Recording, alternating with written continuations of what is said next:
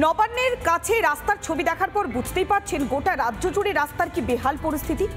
তবে বারবার প্রশাসনকে জানানোর পরেও প্রশাসন যখন কর্ণপাত করেনি তখন আর প্রশাসনের জন্য অপেক্ষা নয়, নিজেরাই একেবারে ঝুড়ি কোদাল নিয়ে আসরে নামলেন বাঁকুড়ার মাইতিবাঁধ এলাকার বাসিন্দারা। তাদের লক্ষ্য একটাই, ভাঙা যে কালভার্ট রয়েছে সেই কালভার্টকে মেরামতি করতে হবে।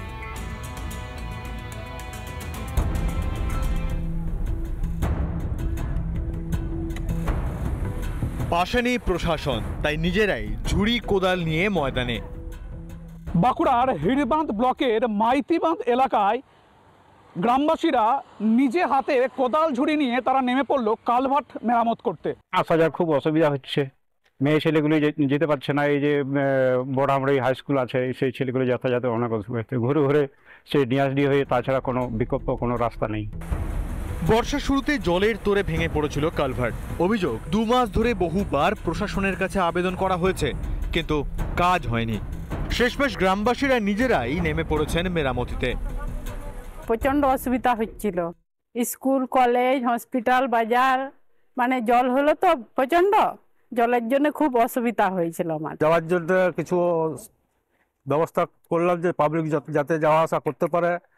তো আমরা বিডিওর কাছেও গেছিলাম, বিডিও তো আমাদেরকে সেভাবে কোনো জবাব দিল না। এখন তৃণমূল শুধু দুর্নীতি, কাটমানির মধ্যে যুক্ত। কালভার্ট ভেঙে গেছে, এটা একটা কাটমানি মোটা অঙ্কের খেয়েছে। তৃণমূল মানেই তো এখন বুঝতে পারছেন তারা লুটেরা রাজ চালাচ্ছে। ওটাও পঞ্চায়েত সমিতি ধরা হয়েছে, ওটা ইদানিং কাজটা শুরু হবে, তাড়াতাড়ি শুরু হবে। অলরেডি টেন্ডার ফ্লোট হয়ে গেছে, 8 লাখ টাকার প্লাসের স্কিম রয়েছে, উইথ উইং ওয়াল থাকবে। ওটা ওনাদের নিজেদের করণীয় কোনো দরকার নেই, আমাদের গভর্নমেন্ট থেকে ওটা টেক আপ করছে। প্রশাসন তো বলছে খুব শিগগিরই কাজ শুরু হবে, যা শুনে গ্রামবাসীরা বলছেন এতদিন হয়নি কেন? প্রশাসন ঠিকমতো দায়িত্ব পালন করলে তো নিজেদের কাজে নামতে হতো না। রিপাবলিক বাংলা। নানা ধরনের কন্টেন্ট দেখার জন্য লাইক করুন, শেয়ার করুন আমাদের ফেসবুক পেজ, সাবস্ক্রাইব করুন আমাদের ইউটিউব চ্যানেল। পাশাপাশি অন্যান্য ব্রেকিং নিউজের জন্য অবশ্যই চোখ রাখুন রিপাবলিক বাংলায়।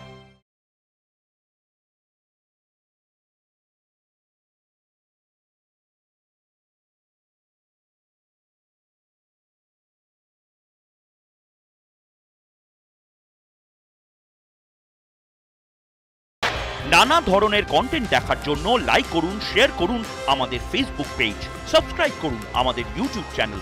পাশাপাশি অন্যান্য ব্রেকিং নিউজের জন্য অবশ্যই চোখ রাখুন রিপাবলিক বাংলায়।